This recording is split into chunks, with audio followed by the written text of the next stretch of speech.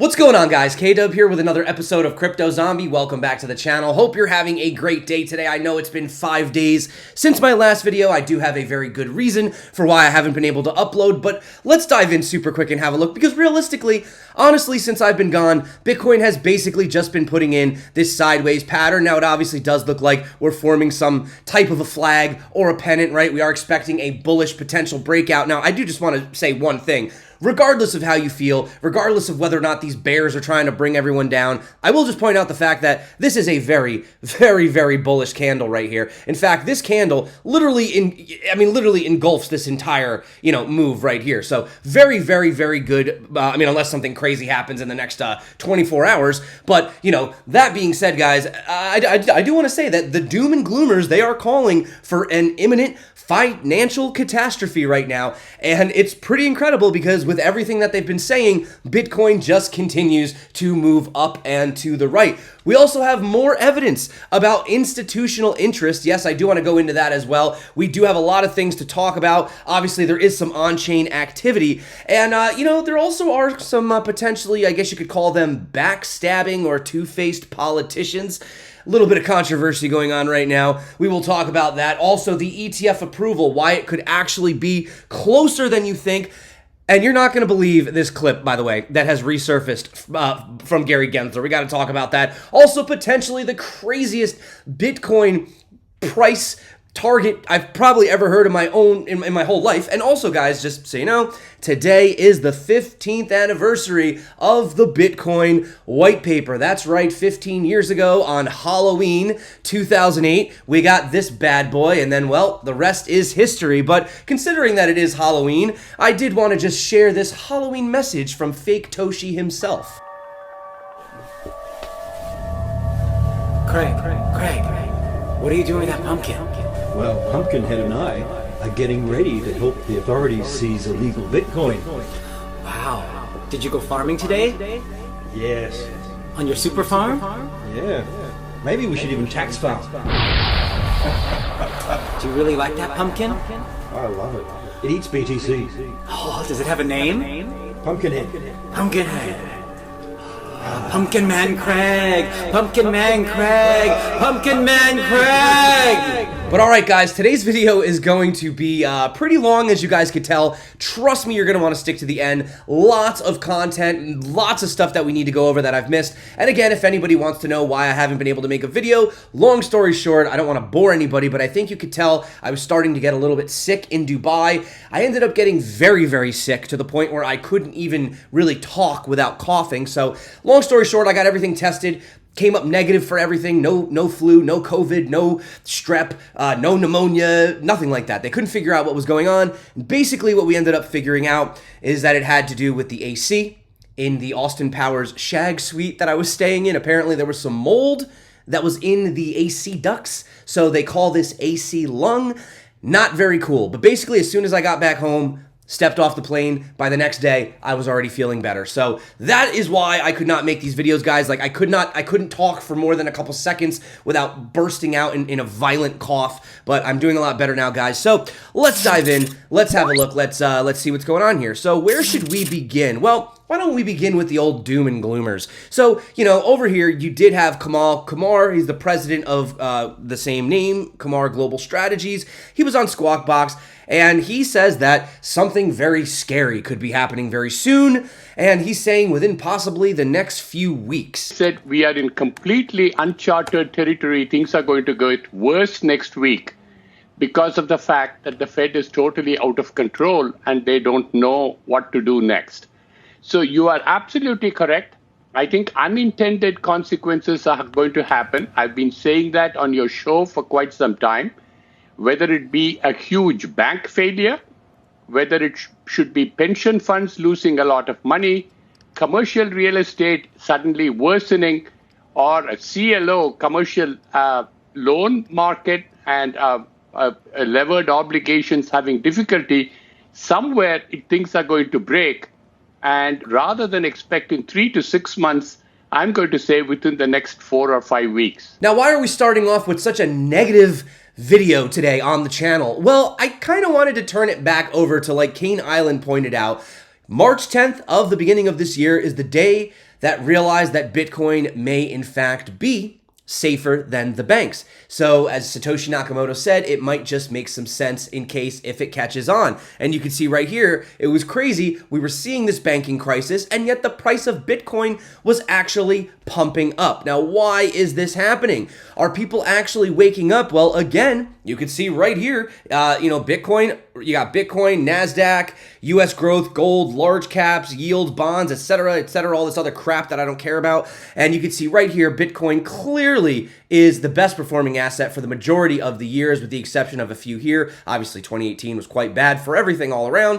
2022, we had that correlation, which I'm going to get to the correlation in just a bit. Are we in fact decoupling? Well, long story short, Bitcoin clearly 2011, 23 annualized 147%, 1.1 million percent cumulative. Anyway, long story short, Bitcoin is clearly the winner. So is it institutional interest? Is it, or is it just the retail shuffling their funds around? Well, as you guys can see right here, looking at these large transactions, institutional interest in Bitcoin is clearly heating up. We have transactions over $100,000 reaching new 2023 highs. Recent spot ETF applications seem to be a driving force, as was the case after BlackRock's ETF filing in June. And you guys can come over here to CoinGlass, and you can see right here, yes, Binance still is technically holding the #1 spot, but CME futures right here, total open interest, #2. So, look at the rest of these: Bybit, OKX, Deribit, BitGet, BingX, BitMEX, Bitfinex, right? These are all obviously like crypto exchanges that are like the old school, right? But CME futures, that represents a lot of that newer traditional money, and that's at second place. So that is showing you that the interest is there. In fact, Bitcoin whales purchased over 30,000 Bitcoin within just the last 5 days, worth nearly $1 billion. Now, is this because the world is waking up? Well, we always talk about US, right? Well, look at this. Google searches for buy Bitcoin are up 826% in the UK alone. They say the remarkable surge in buy Bitcoin, combined with cryptocurrency's resurgence, underscores the growing interest and potential impact of traditional financial institutions' involvement in the world of digital assets. And you can even see, look at these whale transactions that are pulling money off. 1,517 Bitcoin coming off of Bybit, 1,105 coming off of Binance. Of course, we know that when you take the money off of the exchanges, it generally means that you're looking to hodl. But is the decoupling really happening? Now, someone who's been following this very extensively, much more than I have, is Kevin Svensson, and he did put out a video recently talking about how Bitcoin is seeing literally one of the craziest decouplings we've ever seen. So I'm sure a lot of people are looking at the decoupling that's happening right now between S&P and Bitcoin. And this move here, guys, for the past few weeks, this is one of the realest pieces of evidence of a decoupling I've ever seen. Now, hold on, let me explain. I've been studying the correlation Bitcoin, the S&P for many, many years, almost on a daily basis. And I have never, ever seen evidence of a decoupling. Usually, they are always moving in sync. Now, a lot of people, for instance, would say, look, Bitcoin had a flat low and the S&P was going up. They're not correlated. But you're not looking at why did Bitcoin break down? It's because the S&P reversed. You see, they're correlated. Bitcoin held support because the S&P was going up and then snapped down with the S&P. They go up together, down, up together. It's all the same usually. China FUD, whatever, but it's always correlated. Generally, mostly on a weekly time frame. But look at this, guys, right? Look at the past. Look at that.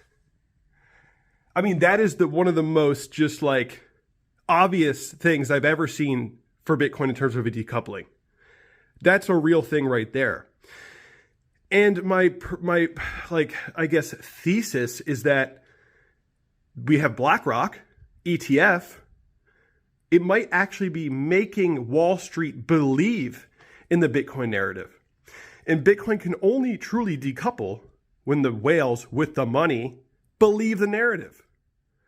So BlackRock actually might be the key to making Bitcoin an uncorrelated asset, or less correlated, or more often we get decouplings. Now, of course, I only played the beginning of the video, but Kevin does go on to discuss that maybe it might be a little bit too soon to jump the gun. We might need a little bit more data than just this one particular anomaly, right? But getting back to Bitcoin and whether or not it is becoming that safe haven asset, whether or not it is becoming that flight to quality, well, Bitcoin has actually hit a brand new all-time high in the countries of Turkey and Nigeria. This is due to massive inflation and sliding purchasing power of the fiat currencies. This has clearly boosted the demand for Bitcoin. So again, sometimes over here in these Western type of countries, we don't really necessarily see Bitcoin as anything outside of maybe just speculation, right?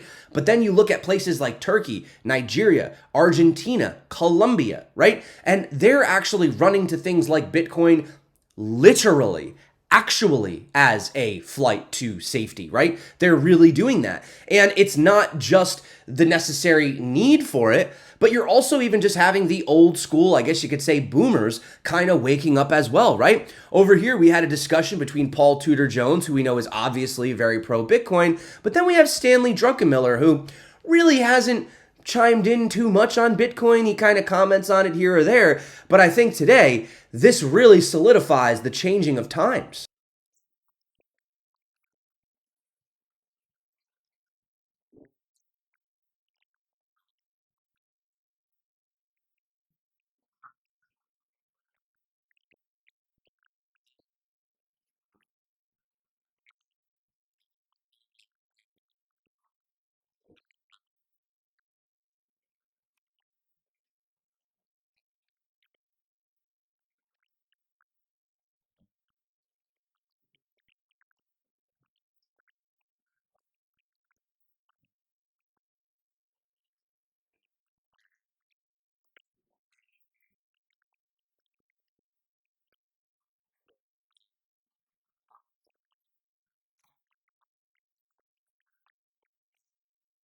So he says he doesn't own it, but he should, right? And he's not wrong about the youth. I mean, a new study reveals that American sentiment on the crypto industry, specifically these younger Americans, 38% actually of Americans, younger Americans, now believe that crypto and blockchain technology can provide significant economic opportunities not commonly found in the traditional finance sector. Now, as per the study, younger generations are highly frustrated with the current financial system. According to Coinbase's report, only 9% of Gen Z, which is between 18 and 25, and 19% of millennials between 26 and 40 still believe in the attainability of the American dream through the conventional means. That's very low. That's very low. Okay, 9% and less than 20%. So again, this is why you're seeing this shift over to things like Bitcoin. In fact, over 50% of millennials and Gen Z say they're likely to support a crypto-friendly candidate in the 2024 US election. You're seeing a lot of single-issue voters, right? A lot of people coming out saying, I'm sick of both sides. I don't care about Democrats. I don't care about Republicans, right? They're saying, I just care about people that are addressing the needs at hand, the situation. And I think crypto is something that we can't overlook anymore. I understand there's a lot of things going on in the world. It's never going to be a perfect time. There's always going to be atrocities and terrible things happening in the world, but we need to start focusing on this because the US is going to end up losing their foot, right, on this as far as the technology being pushed off of shore. And of course, we do have the big old Bitcoin ETF, right? So we have the introduction of the Bitcoin ETF potentially reshaping the financial landscape in unprecedented ways. Demand is on the rise with over 15 trillion in assets from companies seeking Bitcoin spot ETF approval. The looming institutional FOMO, once the spot ETF does get the green light, could potentially ignite a bull run, propelling us to new highs in the crypto markets. Now, this is all good and dandy, and we know this, but, like Mitchell Hoddle points out, what's bullish about the spot Bitcoin ETF isn't just the fact that TradeFi is clicks away from buying paper Bitcoin through avenues they are familiar with, although spot would really be more of, but again, yes, they don't actually have necessarily, they don't have to custody it. Let's just say that. But he says it's the cucked CFAs who can't think for themselves finally having word from Wall Street that orange coin is good, right? I mean, think about it. Like, it's just so funny. Like, we have been saying this for years and years and years and years and years, right? And then you had Larry Fink saying he wouldn't touch it with a 10-foot pole. Now all of a sudden he's bullish, and everyone is like, "Oh yeah, great. I guess we can add it to the sheet," right? So he was kind of discussing this a little bit. Not just the fact that buying Bitcoin will be more accessible that makes the spot ETF such a bullish catalyst. It's also the fact that this effectively gives Bitcoin the stamp of approval from Wall Street. For better or worse, most people aren't going to buy Bitcoin until their financial advisor recommends it. Now that Larry Fink, the CEO of BlackRock, is going on mainstream media outlets and referring to Bitcoin as a flight to quality, Wall Street's sentiment towards Bitcoin is going to be positive for the first time ever. They're finally seeing it for what it is. It's the first absolutely scarce commodity in the history of mankind.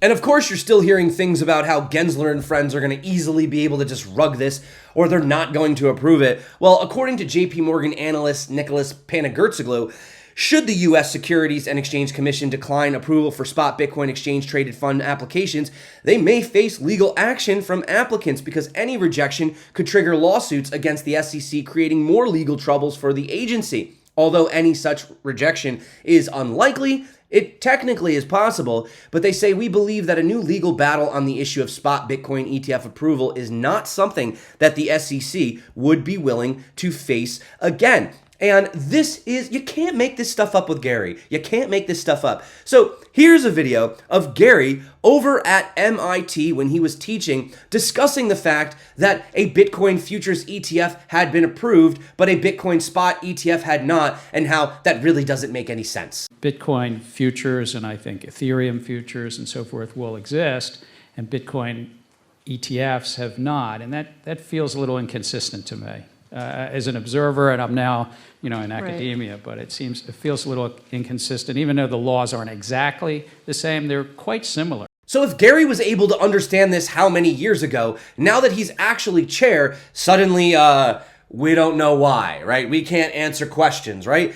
Literally had said Ethereum is not a security back in 2018. Now that he's a part of the SEC, he can't publicly make that statement. Literally said years ago that it made no sense, that there isn't a spot Bitcoin ETF, even though a futures is approved, and yet today can't seem to discern the difference publicly when asked, right? So it's just funny. I mean, is he going senile? Is he losing his memory? What's going on here, Gary? You don't remember the things that you said? I mean, but, again, you have Neil Matra, a partner at Wilson Sonsini, a former member of the SEC, Chairman Gary Gensler's crypto division, has offered a prediction noting that the spot Bitcoin ETF could become a reality in just a few months. I mean, I've even heard some people saying it could happen by the end of the year.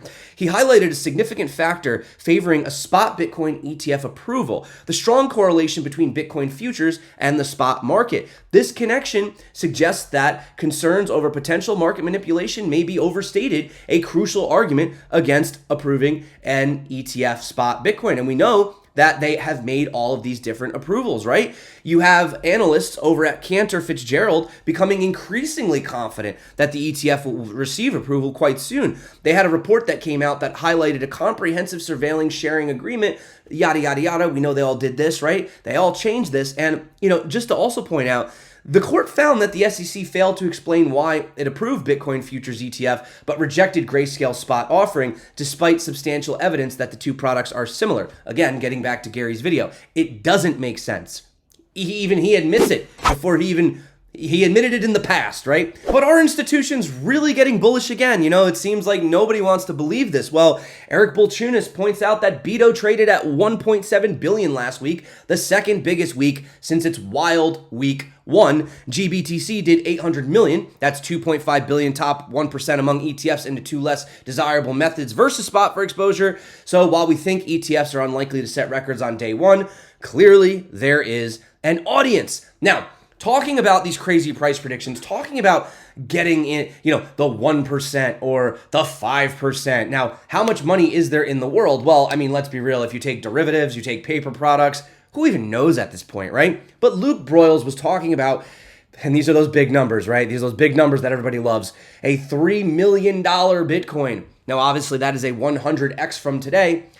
But he says it's still absurdly early. Yes, this is a reality. How does it do this? Well, if you come down here, obviously Bitcoin has maintained a market cap, as you can see, of roughly 500 billion, despite being the best performing asset, etc. With the current Bitcoin adoption between 0.05% and 0.5%, an increase to 10% would be a 100x in users. So obviously you would think market cap should be 1-to-1. It would appear that this would bring Bitcoin to $3 million. However, as we have explained to you guys, market cap is not 1-to-1. That's not how it works, right? It is literally, in a nutshell, it is the last price paid for whatever, for a good or, in this case, Bitcoin, multiplied by the circulating supply, right?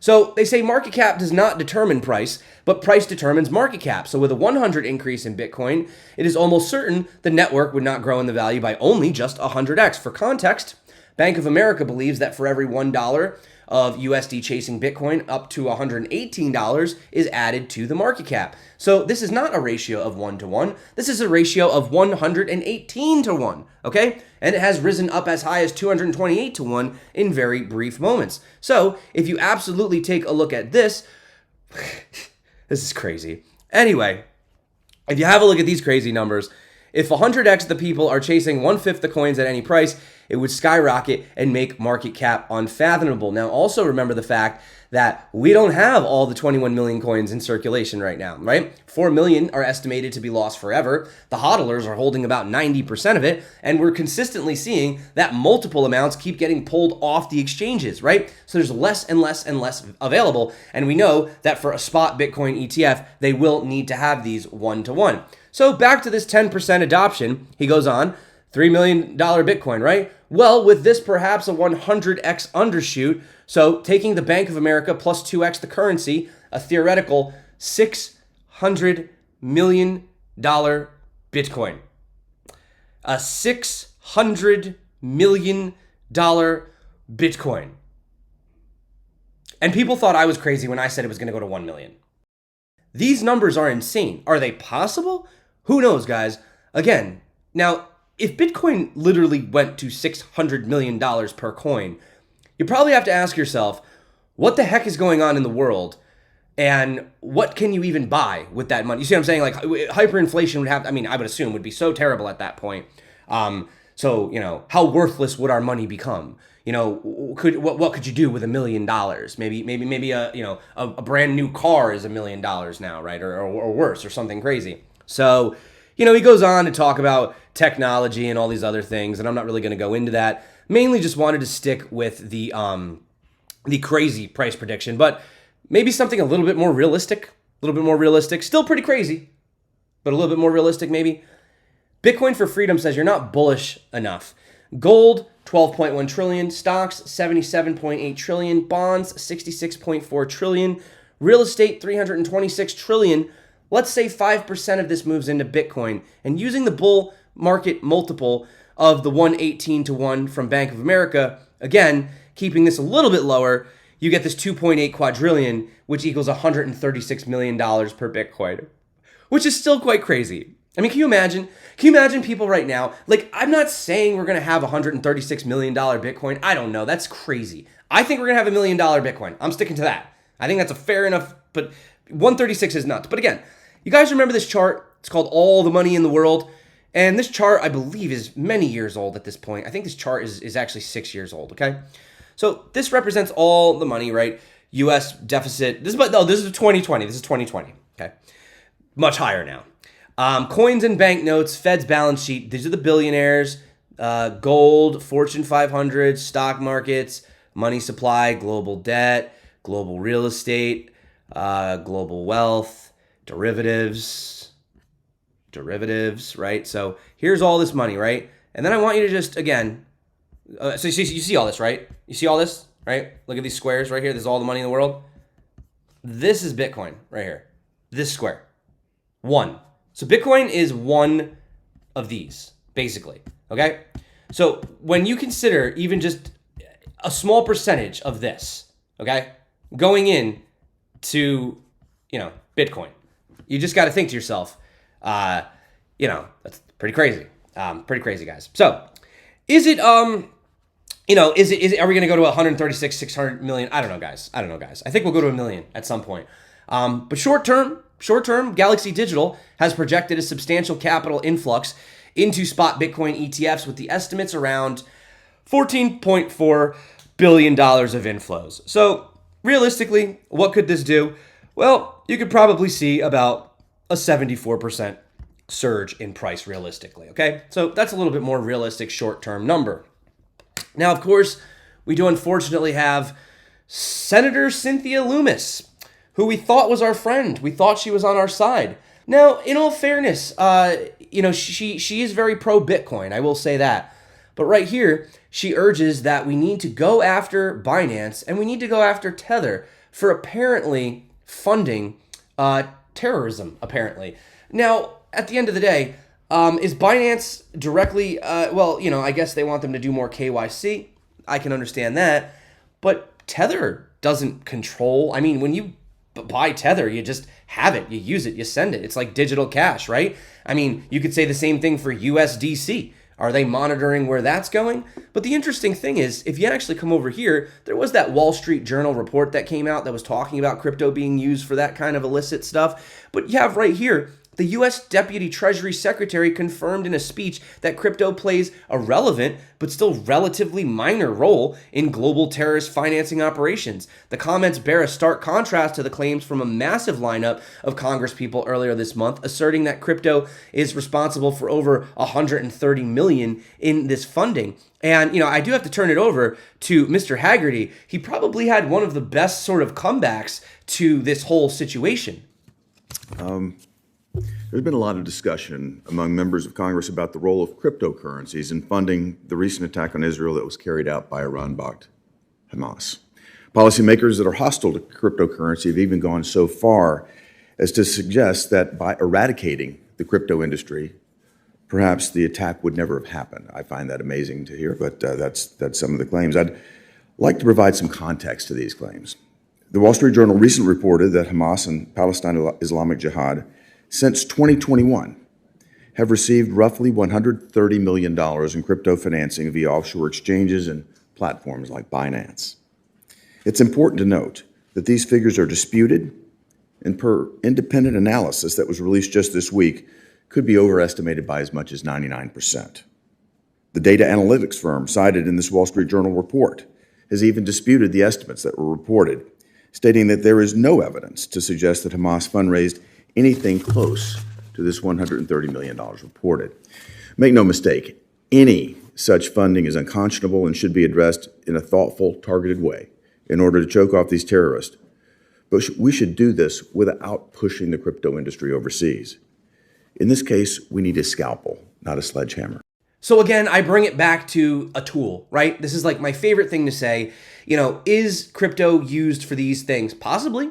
But so is fiat, right? But again, if you have a knife, you can use a knife to cut your steak or to cut a rope, right? Or to do something else with it, to hurt somebody potentially, right? So does that mean we should ban knives or hammers or shovels or chainsaws? Or it's Halloween, all those ooky spooky tools, right? All the things that the creepy slashers use. Should we just ban all forms of garden tools? So anyway, guys, really quick, not really much to go over. That's why I haven't really had a lot to talk about the TA. But yeah, I mean, very nice structure. We did put in that buy signal over on the hash ribbons. We did close the CME futures gap, which we knew we were going to do that, so we called that. And we are still hanging out here. Again, could we be due for some kind of a retest down to 32, 31, something like this, retest the top of this range? Yeah, that would be very healthy. Or we could just consolidate and break out and keep going. To be honest with you, right now, we do have a very strong trend. These moving averages have all converged, and the fact that they couldn't even hold us down here, the only thing that it gave to us, you see we got hit right here, we had like this 25% sort of pullback, and now we are holding above it. So, we've anything really above this area, and, we're looking to have all these different types of golden crosses now. We did have this death cross, but it looks like it's going to be invalidated. And, really anything above around 28,500, believe it or not, is bullish. So, coming all the way down, Bitcoin could have a 17, 20% fall, and we would still be bullish. We would still be putting in a higher high, higher low structure, right? And of course, I took this off, but we did break out of this major downwards channel. And a lot of people have been talking about this golden cross. Now, CryptoCon had actually pointed out how we've had this throughout history. And sometimes you do see pullbacks. Sometimes it is a bit of an inverse sort of signal, right? You can see back here, 25% drawdown, but from that bottom, we went up 22,280. 36 drawdown percent from here. But from that, we actually went up 6,000. Now, I just want to point that these two actually happened in downtrends or sideways trends, whereas we have 3 examples that actually happened in an upwards trend, right? So this downwards trend was 60%, but look at this now on the flip side. When you have these crosses in an uptrend, this was only down 10%. Then it pumped 145. Right here after COVID, it fell 9%, but then it pumped 579%. Right here, we had a little mini one, and we were coming out of that bear market trend. We fell down 7%, but then we went up 38%. So the average drawdown in an uptrend is not as high as these. You know, you have 25%, 36%, 60% in a downtrend. In an uptrend, 10%, 9%, 7%. So that's an average of like 8%, right? Let's say.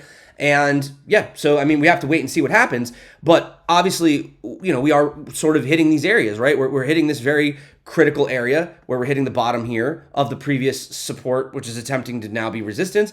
And if we just look at this parallel channel, you know, it does look like we are hitting the top here. So I'm not saying that we can't, you know, blast out of it. That'd be crazy. But again, like I've been saying on the channel, it wouldn't be impossible to see a little bit of a cool off. You know, I don't know if we're going to get that cool off, but it would be healthy to happen, you know, at least retest, because remember, you know, we blasted right through this first area. It was right around 29,300. We blasted through that. And then we had the second area of these major candle body and wick supports here, a couple wicks back here, but you know, you could see the interest. And we haven't really had any major retests. So that's 2 levels right there that we just blasted right through. So you generally want to retest those levels at some point. You are starting to notice, though, that we have a lot of the volume range right here behind me starting to build up. And, you know, this is creating that foundation. This is creating that base. And again, you know, a lot of people thought this was crazy when we had this move, when we had this breakout. But again, from the retest, you know, we're still looking upwards at potentially between $47,000 to $54,000 for Bitcoin. And I did tell you it's not going to be a straight line. We're not just going to go like that, right? But look what we're doing. Higher high, higher low, higher high, higher low, higher high. I don't know. Higher low, most likely, right? Most likely. So if I had to sort of end, you know, on anything right here, it would basically just be this market cipher indicator proving that we are still having these anchor waves and trigger waves moving us to the upside. And yeah, what I would be looking for at this point, if you're looking to trade, it depends on what time frame. I mean, this is a higher time frame. This is a weekly time frame. But I think anytime you're getting any of these little, I wouldn't even wait for this big green dot. I mean, obviously look at the waves, but you know, all these little greens on the weekly that we're getting here, just to point out really quick, you know, I mean, look at that right there, right? You know, that if you had bought, that went from 24,000 up to 31. This one right here, 28,000, again, up to about 32. And we just had this other one here. This came at around 27, and now we're up at around 34. So this indicator is really working the way that it usually does in an uptrend. And obviously, if you guys are looking to trade, you know, there's tons of tutorials for free. There's $66,000 in bonuses. But I would have to say that the industry standard at this point has become Market Cipher. And Market Cipher has a very, very good track record for really calling these sort of long setups, especially in uptrends. I mean, we were able to make a lot of money in the previous uptrend just using this very simple strategy. So if you guys are interested, once we get a little more excitement, a little more movement, because right now we're kind of a little chill, but yeah, get subscribed. We go over this for free every single day. Make sure that you check out the tutorial below. And that is it for me, guys. So thank you so much. If you guys are interested, you can check those out right here, right now. I love you. Until next time, stay crypto. And of course, peace out.